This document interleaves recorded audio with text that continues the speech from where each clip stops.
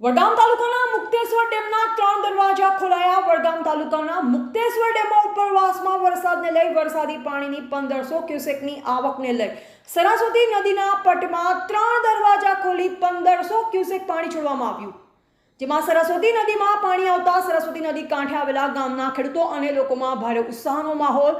જ્યારે મુક્તેશ્વર ડેમ ખાતે વડગામ પોલીસ દ્વારા ચુસ્ત પોલીસ બંદોબસ્ત ગોઠવવામાં આવ્યો। રિપોર્ટર અબ્બાસ મીર, વડગામ। બધા આજુબાજુના ગામના વિસ્તારોના બધા લોકો આજે અહીંયા આવેલા છે મુક્તેશ્વર ડેમ ઉપર। અને ગઈકાલે કેનાલમાં પાણી છોડવાથી ઘણા બધા લોકો નારાજ હતા કે છેલ્લા 7-8 વર્ષથી નદી નથી આવી, પાણીના તળ બી લોકોના નીચા ગયા છે।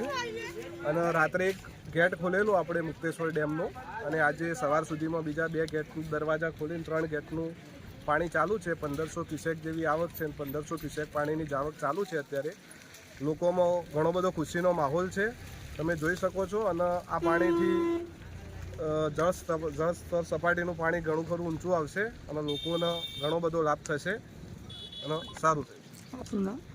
ચૌધરી દીપકભાઈ, ગામ અમીરપુરા।